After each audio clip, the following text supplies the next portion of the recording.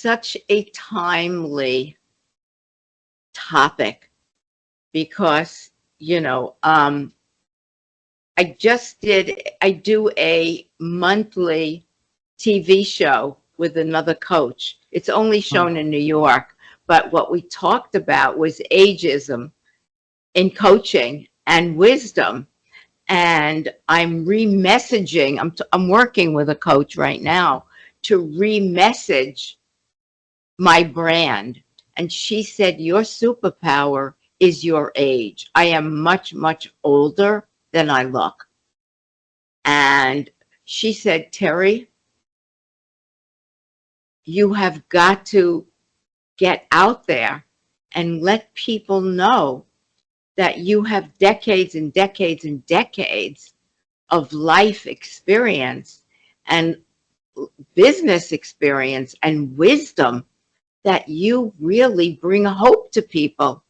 Who wouldn't want to tap into you? Wow. She said, who wants to work with a 30-year-old in coaching? You know? So this is exactly what I'm working on. Exactly.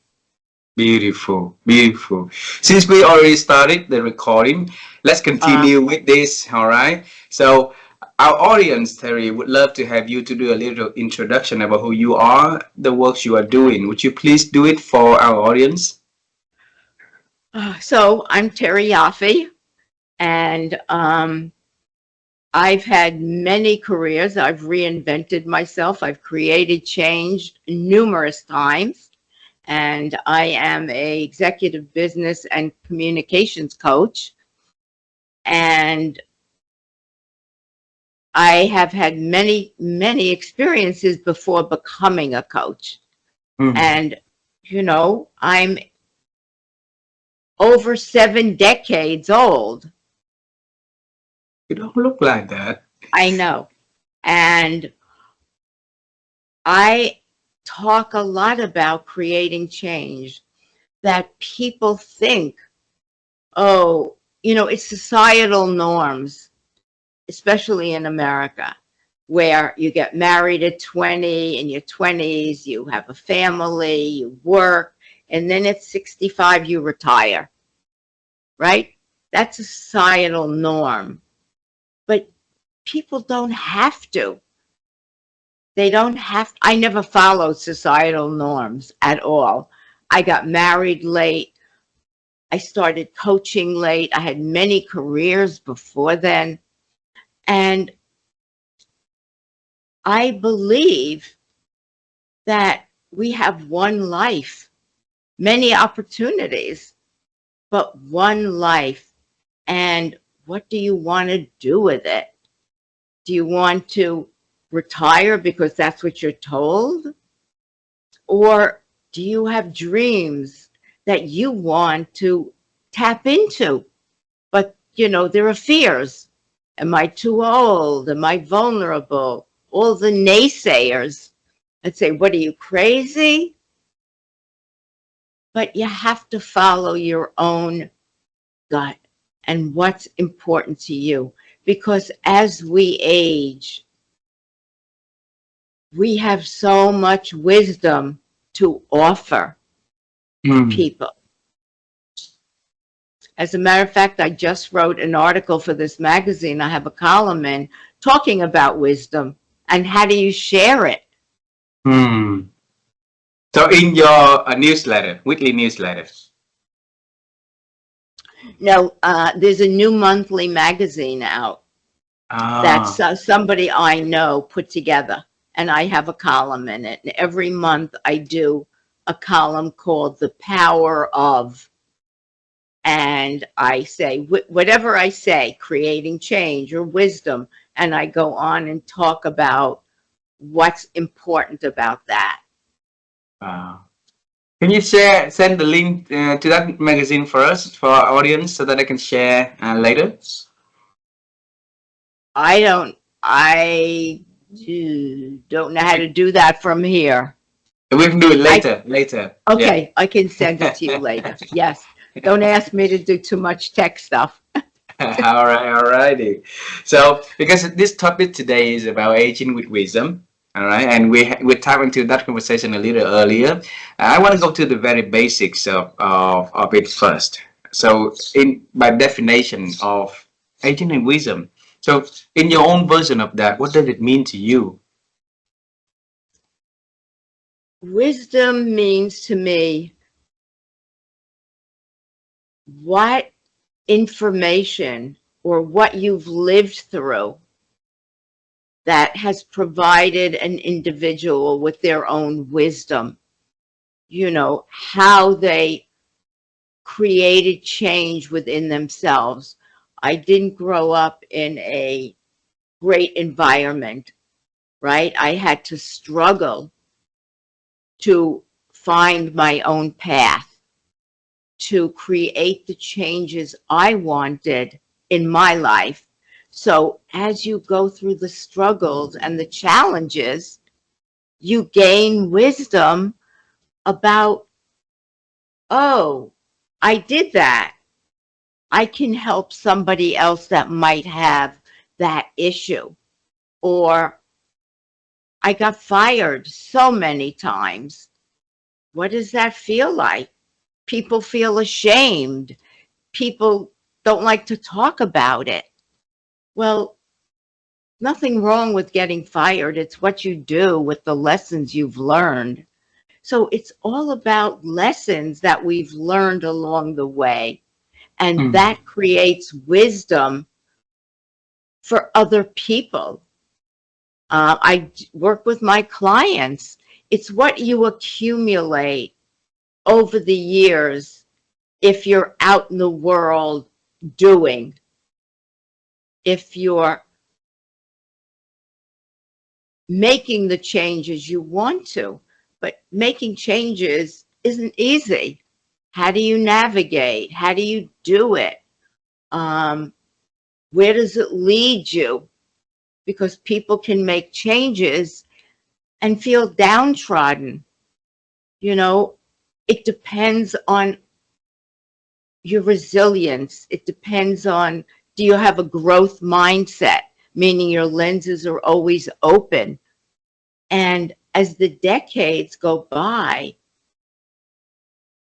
you have stored so much knowledge. I don't mean book knowledge, just knowledge that, my God, if you don't share it, shame on you.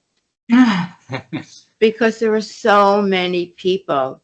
I'm sure your grandfather has a lot of wisdom that he can share. And hopefully he does, because we're living in a different world. Ageism isn't, I think, what it used to mean.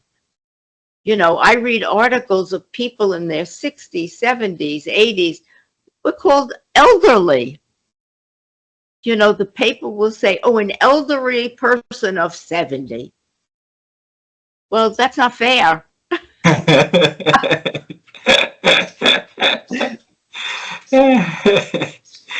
uh, so, So, because you're not the person following societal norms, right? You say right. earlier. Uh, And there are more and more people that aren't. More and more people are doing things, or, ageism doesn't exist anymore. It's what you do with your life. If you're going to fall into the trap of ageism, then you may not really tap into what your passions are. I mean, hmm. as a coach, my passion and what I talk about is creating change, making an impact, making a difference. How can somebody do that? It doesn't have to be magnanimous. It can be small. As I Hmm. say, I'm an ordinary person. I had to literally find my way in the world. Nobody showed me. Nobody helped me. I didn't have guidance. Yes, I did have some mentors, but I had to stumble and fall and make decisions that were going to get me to where I really, in my mind, wanted to go. I Wow. wanted more for myself. And people settle. They shouldn't. They don't have to. So when you say that there's a trap of ageism, you don't have to follow the trap of ageism. Tell us more about those traps, though. Traps of ageism.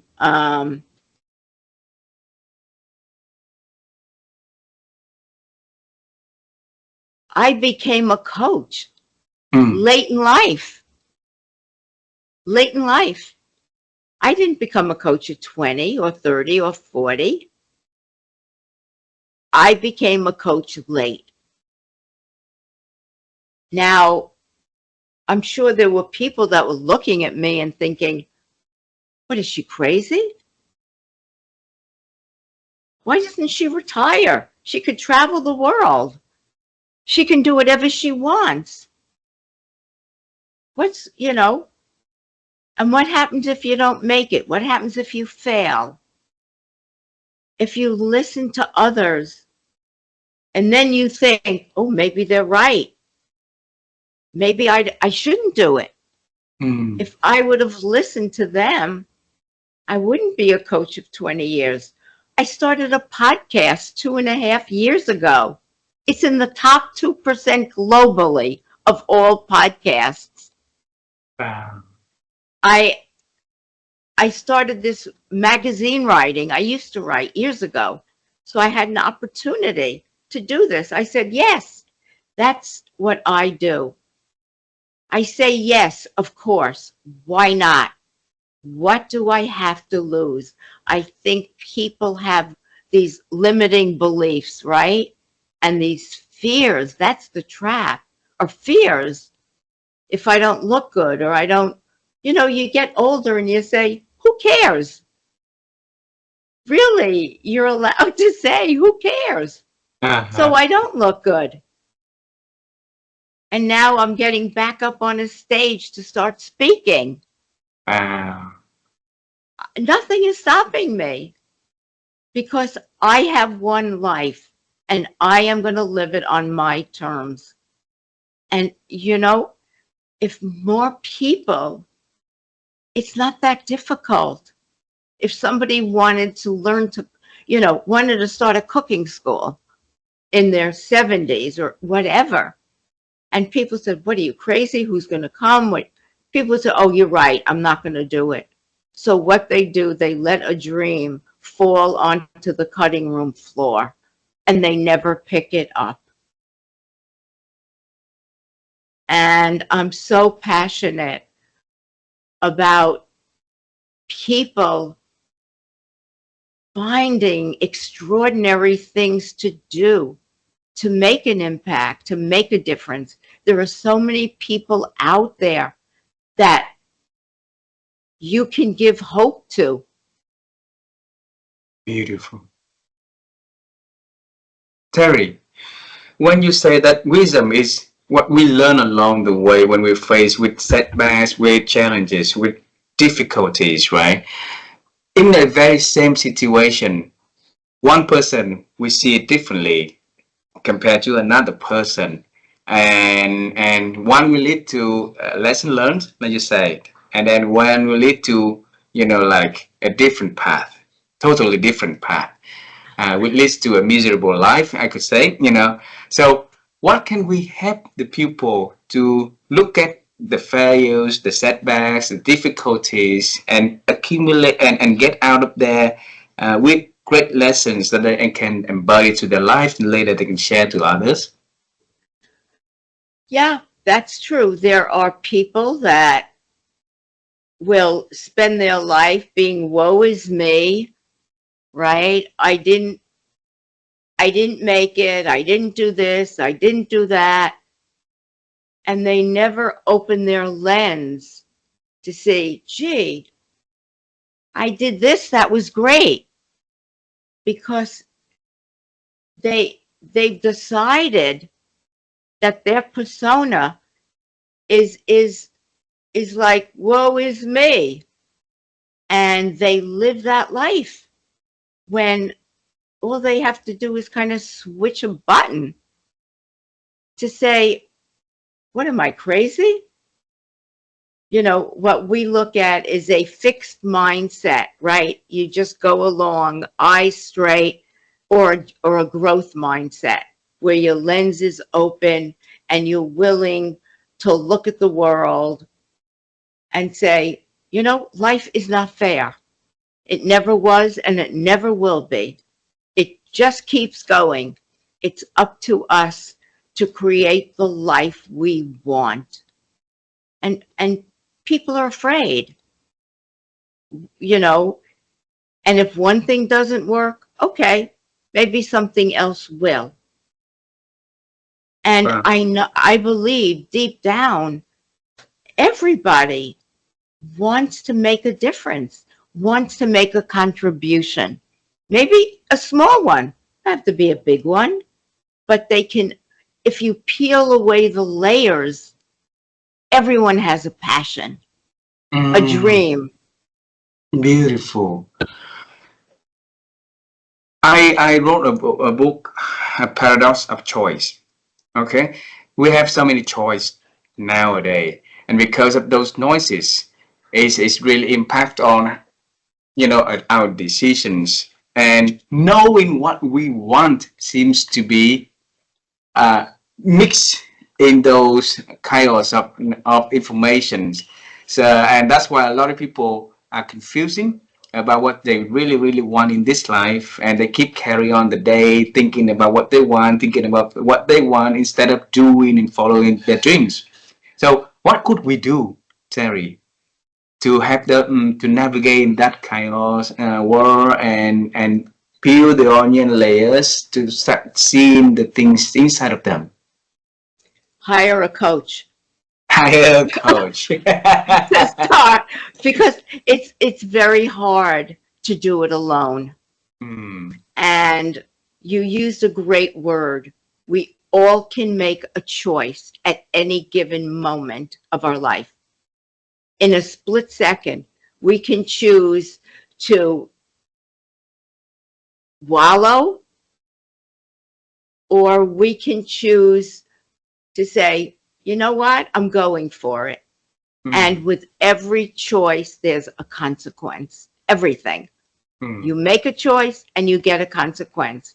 If you make the choice to live on the hamster wheel because you're afraid to get off of it, then you've made the choice and the consequence. If you're willing to say, wait a second, and own up to, this is not working for me, I want something else, Hmm. then you've opened a space to start creating change. The minute you're willing to make another choice. Beautiful. And it's all choice and consequence. But the thing is, so many people have the passion, have a desire, but they're on the hamster wheel. Wow. We're gonna get to the hamster wheel in later in this conversation. I want to ask this question before I forgot. Okay, before I forget, because you mentioned earlier that you nobody helped you when you're faced with challenges, right? And nobody there to guide you. So you have to work your way out and continuing to invent and reinvent in your life, right? So I want to bring you to one of those, you know, like hard times that you have to make a big decision in your life. So what was in your head, in your thinking back then before you make that choice of what Terry Yoffe you're gonna do next? I had moved into the city, and Mm, somewhere in me, I knew my life was not working. There was something that just wasn't piecing together. I was depressed. And even though I might not have labeled it, I went along and went along. And a friend of mine told me about therapy Mm. and introduced me to a psychiatrist. And I made a choice to work with him for 7 years, 3 times a week, to figure out what was going on with me. How we all have masks. Mm. We hide. And when you're willing to drop the masks one at a time until you lay vulnerable, that was my choice. For 7 years, I worked on myself, and it was extremely painful. It was very challenging. I think it was one of the hardest times of my life. However, I knew if I could go through that, I could do anything. Mm. And that was a decision that I made because somewhere deep inside, I think I had a image of where I wanted to go. And I knew I wasn't going to get to that image until I changed myself. Wow. And I did. And even after it, it took me time. But I really started to be different, act different.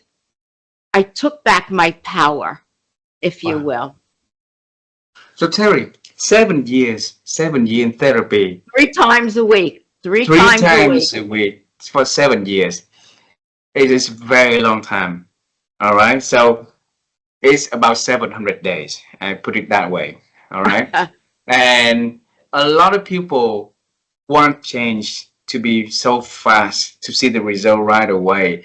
But and then because of that length of investment in times and efforts, even if they know that the future is promising, if they can pass through that, but they gave up along the way, maybe in 30 days, 50 days, 70 days. Right, And then you exactly. gave yourself the permission to make that choice, follow with that one, and for years, for 7 years, 3 times a week like that, is how did you know that has to be a a decision, that decision is right for you and you must follow with that path. First of all, I didn't know, Mm. but I'm very intuitive. And slowly, I started unraveling my life. I started unraveling what was there, what was the mask I was showing when the pain was layers into me. And, I'd cry to the therapist and say, everyone I know is getting married. Everyone I know is having children. And look at me. I'm here on a couch working on myself. And in the end, that was my journey. Everyone's got their own journey. I can't tell somebody to go lay on a couch for 7 years. They Uh-huh. don't do it anymore. Yes, people want quick results. But when you're working on yourself, it's not so quick. You're dealing with a piece of machinery in your head called your mind. Mm.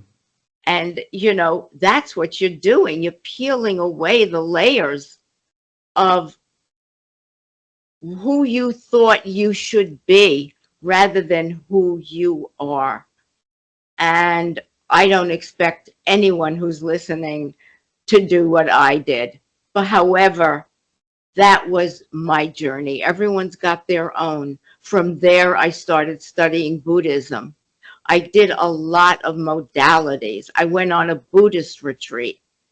I went up to the mountains of New Mexico and slept on a bus. Here I am, a New Yorker, a sophisticated New Yorker who just peeled it all down and did this, which was amazing. So people, it's taking chances. I don't expect, people to look at me and say, they're going to do what I did, because my journey is very, very different than most. I have a mission, and who I've become is because of all the work I did on myself. I wouldn't be where I am today. Speaking to someone like you and other people, really, I feel really honored that you asked me to talk about a subject that I am now talking about in real life. This is what I'm talking about with people and podcasts and clients. So there you are, synchronicity. If you read the book The Choice by Edith Eger, she's a survivor, Holocaust survivor, very beautiful. She's also live in New York City, and she said that people are sent to her. So people are sent to our lives. You are the gift that God sent to my life, and I'm honored, to have you as a friend, as a guest on our show, and more than just a guest, it's a friend and it's a family. I love you, of course, and your family. Yeah, thank you. I want to bring you back to the healing process. Okay, I met so many amazing people in my life, and I don't know. I'm not sure whether it's a culture or whether or not it's a personal experience, but it seems like a lot of them having keep the past, the childhood, the traumas and stuff like that hidden and not spoke about it. And because of those things, becoming the pain in the past that keep going on and haunting them at the path of of living. And if they can be just like you, talk to a therapy and having the courage to spend 7 years to go over that amazing, see how amazing they could become. But because those things are the area they didn't want to touch, they didn't want to talk to, so it's really hard to have a conversation like that. Why is it so hard for great people to talk about those little things that happen in their lives, though? It's not little things, they're big things. Oh. You know, it's an interesting question. For years, I didn't want anyone to know my story until I heard Brené Brown say, if you don't own your story,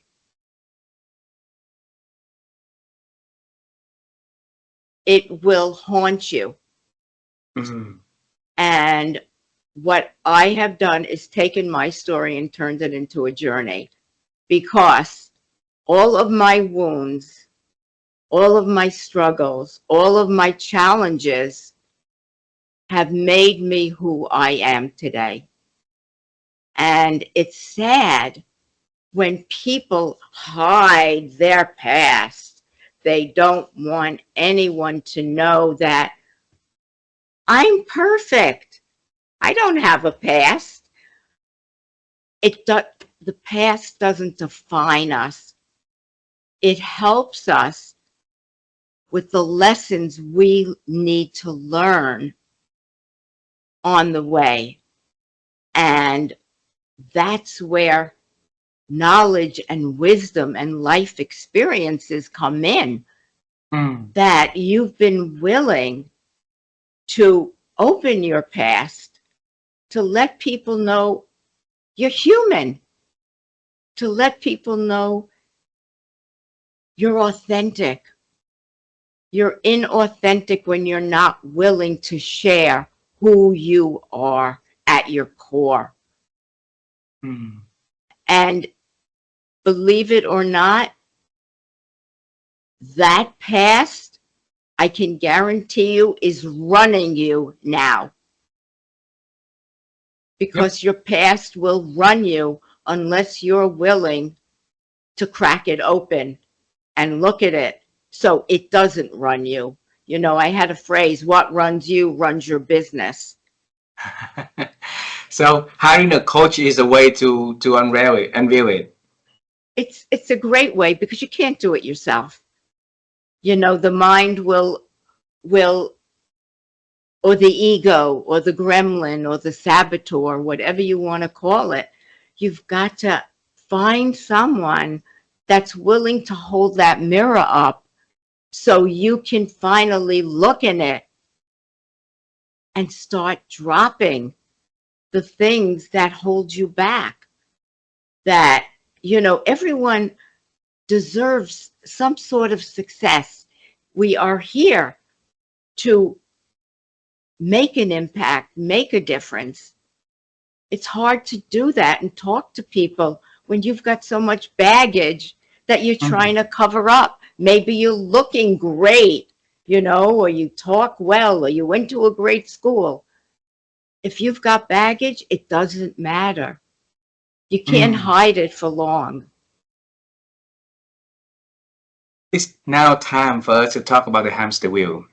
All right, because now it's linked. A lot of us are running into that hamster wheel, and they say, okay, it's hard for us to remove the package, for us to to be authentic ourselves.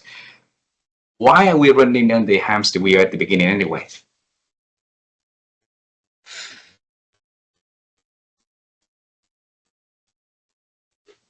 I think, and again, I'm making this up, you know, it's just my philosophy. Might not be everybody's, but it's safe. The hamster wheel is safe. It's it's comfortable. You're living in a comfort zone Mm. because you know every day you could be miserable, but every day you know I'm going to work, I'm coming home. You've made a comfort zone for yourself. I was just Mm. on a podcast and he called it comfort or courage. You can't have both. You either want to be comfortable or you want to break it and be courageous. They don't fit together. Somebody has to decide what they want in life. And if they want to be comfortable, fine. But they're not going to get the successes they want because you have to step out. You have to be courageous. You have to be willing to fail. Mm. You have comfort and then you have courage, right? So you have to pick between the two. One will lead to the consequence, the different consequence anyhow. So for those people who wants to take the courageous path, right? What could they do to break that cycle of running the hamster wheel, accept the falling when the wheel stops, right? And experience the world differently. Not to say that we can't find a comfort zone for a while. You know, for me, getting into bed at night and just tuning out is my comfort zone, being in my house. So I'm not denying that you shouldn't have some comfort zones. They're necessary. You know, people have to come to their own terms.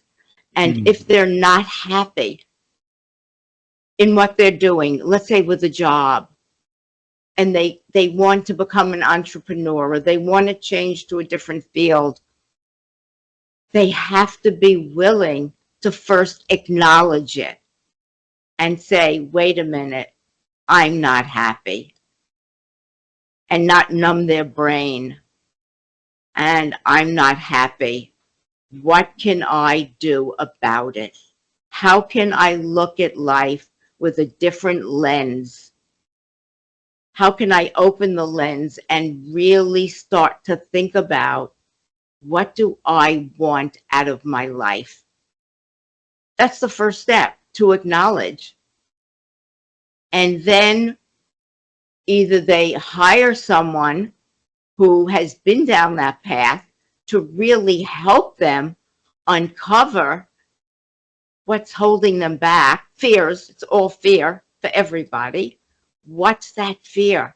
And once we can look at the fear then we can start to look at, okay, what's it going to take for me? It's like somebody that might want to run a marathon. That's easy. And they go to the marathons every year and they cheer and they think about it. They never do it. And then they say, you know what? Next year, I want to be in a marathon. I'm going to do it. They hire a marathon coach.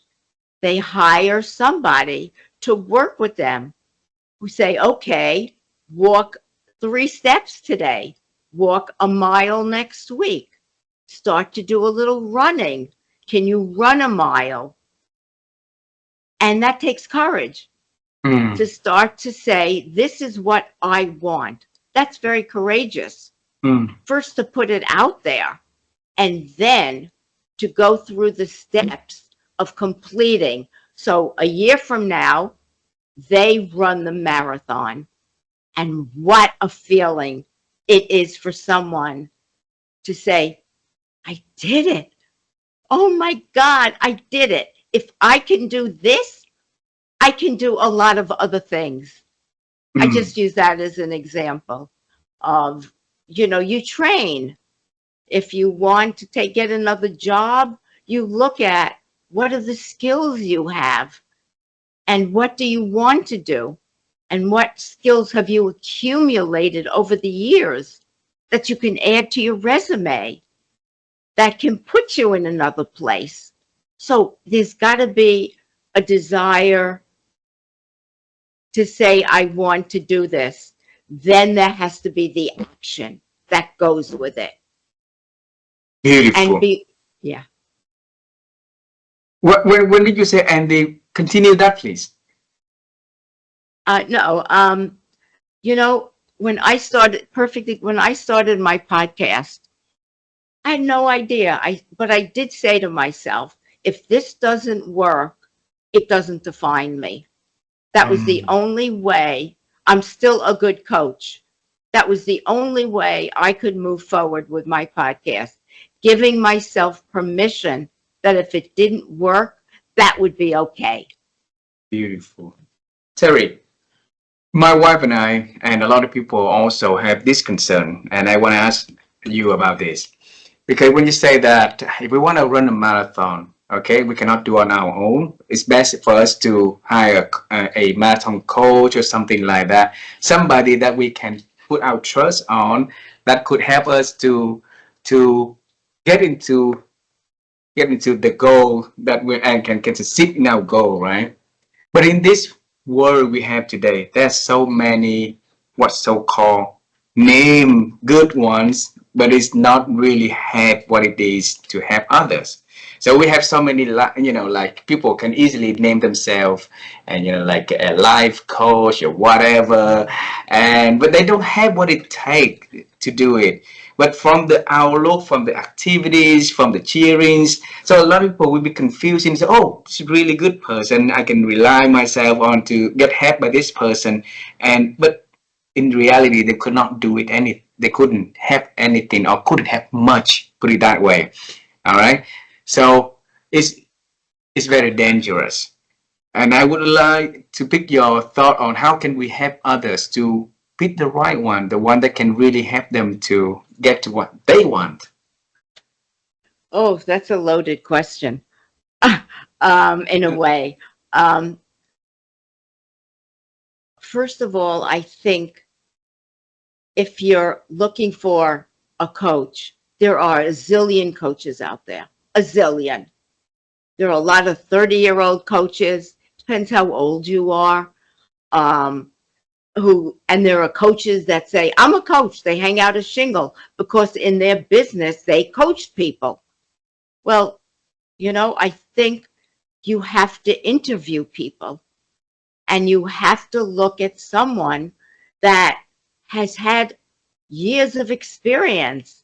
If you look at my testimonials, I have pages and pages and pages of testimonials. I have credentials. I just didn't fall into being a coach. I had to go through a lot of training. So you have to really look at who this person is. Did they just hang out a shingle Mm. with no experience? And, are they accredited with ICF, the International Coach Federation? That doesn't mean that every ICF coach is great, right? Mm. But you have to do your due diligence. It's like running a marathon. Yes, there can be some big names and all these people, but you have to look at the person that you in your gut feels comfortable with. And it Mm. might not be a big name at all for a marathon. Or, find out how many people has this person worked with. Oh, well, I've worked with 2 people. Mm. Versus, oh, I've helped 100. You want to see their credentials. You want to see testimonials. You want to know who they are. And just speaking to somebody and asking the right questions, you get a sense of who's got wisdom and who's got knowledge and who can help you cross the finish line in any area. It Beautiful. takes time. Yeah. Agree. So you're the one who make you who you are today, and everybody wants to, to become the best version of themselves, like you say, inside of them, right? I want to bring you to that very same chair that you lay down for 7 years. I want to bring you to the last day of the therapy, the day that when you walked out, you become a new person, you become the person who in charge of your life. So on that day, what did you feel? Scared. Okay, why is it? Um, I had been, it's like breaking up a relationship, kind of. You've Mm. been with someone for 7 years. You were protected in a way that was confidential. Mm. And I was ready to go. And he agreed. And now it was time for me to take all of what I learned, and I'd been using it along the way, right? You don't just go to a session and then forget about it. You want to put into practice, which I tell my clients what we talk about. You got to go out and put into practice. You can't just talk. If Mm. you want to learn to advocate for yourself, you got to start doing it.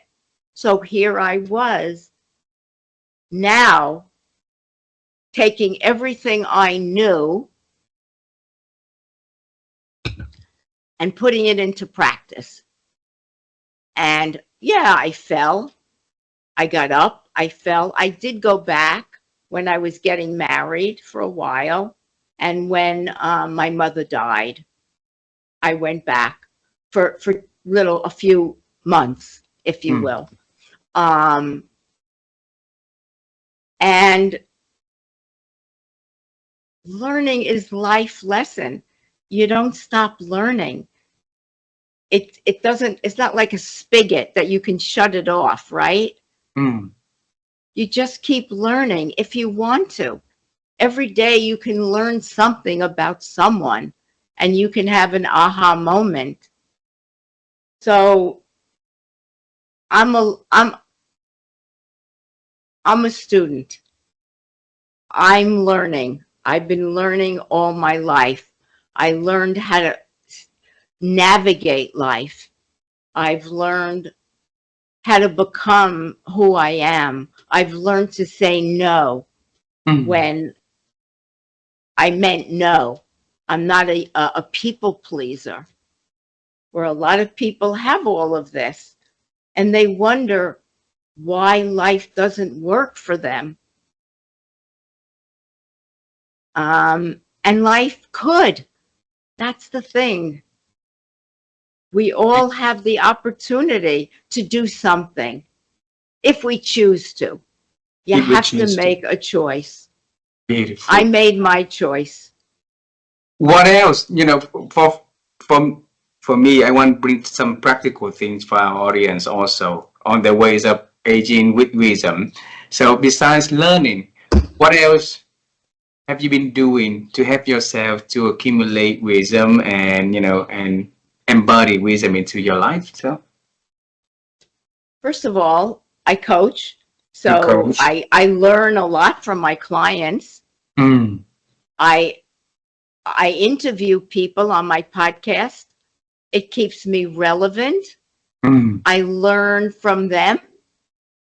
Um, I'm in a group that we meet every week, and it's a lot of spirituality and a lot of aligning and a lot of letting go and just looking around and seeing my family and how am I interacting with them and being aware of, am I being kind? Am I being grateful? Am I thanking the universe for what I have? I don't know if you know David Meltzer. He was just no. on my podcast. He's a pretty well-known entrepreneur. And one of the things he said was, I go to boardrooms and I listen to people, and the way to success is by being empathetic, kind, and always being grateful. Wow. And, he's a pretty well-known person in the US. He's an investor. He's a coach. The movie Jerry Maguire was done in as part of his company, the theme of it. Mm, Um, and we can all, I hate to use the word bitch and moan every day about what goes wrong in our life. And who cares? You could be wow. using that space to say, oh my God, this went right today. I have a bed to sleep in. I have money to do grocery shopping. I have friends. I have family.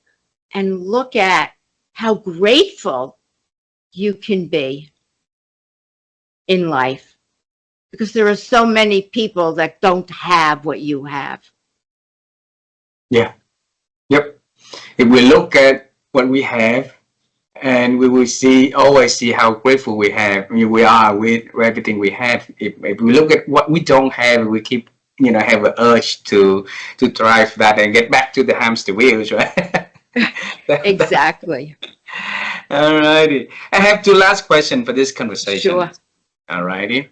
And and to me, you are the person that really keep reinventing yourself. Being a coach in life, but then becoming one of the best coach. Helping a lot of people to be from amazing to be even more amazing. All right. And then starting your podcast to continue in your learning and stuff like that. I want to understand the secret behind it. So what motivates you, Terry, to keep doing the new thing again and again and again like that? I think my soul, and Your I'm not soul. being funny. Um, I just know I'm here for a purpose. I know that. Mm, And there's great fulfillment in helping others create change, whatever it is. Um, and I just keep going. I couldn't imagine stagnating, you know, and it's about always saying yes, unless somebody's going to ask me to jump off a bridge, which I won't do. But I can't explain it. People ask me that. I say, I don't know. I, my, my purpose in this universe is to just keep going and opening up and helping others and showing others that you don't have to have a limit or a price tag on when it's time to give up. There's no limit, to doing what you want to do. beautiful. So If I answered you, great. I can't answer it. My husband always rolls his eyes and says, "Another thing you're doing?" So I can't answer you. You and I, we have a lot of things in common also, Terry. I enjoy of newness, of learning, expanding, and a lot of the things that I did, nobody understand. Nobody, Right. and they always question, why the heck did you do this? Why did you move to Vietnam? Why and stuff like that? And I say, well, sometimes you don't need to have all the answers. Right. Your gut feeling Exactly. tells you something, and that's how you respond to it, and it give you, and then experiences. The last question, okay? So my wife and I, Terry, has been on the quest to help people to improve their ability to think, because we believe thinking is very important. Because it helps us to set our, our next chapter. If right, we think right. Okay, so over the years, how have you been improved your ability to think?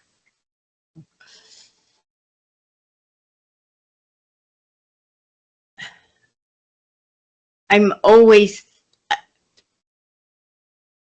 my fear is that I'm going to stop thinking. Mm. So I better keep thinking. And when it's when you do new things, you think. I was a coach. I said I want to do podcasting. That took thought. That took working out to do it and to start it. And I was scared to death, scared. And then, I had the opportunity to write an article. I said, okay, that's going to keep me going and improving my mind. And now getting up on a stage, I find areas where I have to push myself, that I'm not willing to sit back and watch the world go by. I want to be part of the world as it moves forward. And that's how we connected. Thanks a lot, Terry, for a wonderful morning here, evening in your time. Thanks for the opportunity to knowing you. And I would love to knowing you in person, give you a big hug, and Oh, yeah. that would be wonderful. Well, right? it would. So are you going to let people know they can find me if they How can they want? find you? My website, www.trycoaching.com, or you can email me, terry@trycoaching.com. I'm on Facebook, LinkedIn, Instagram. So I'm all over the place. If somebody would like to just have a conversation, that would be wonderful. Absolutely, absolutely. Thanks a lot for spending your Thank evening joining you. our show, and we love you. We love you. Love you And too. Say hi. say hi to your family too, please. I Okay. will. Please take care. Good Bye. night. Bye bye. Bye. Bye.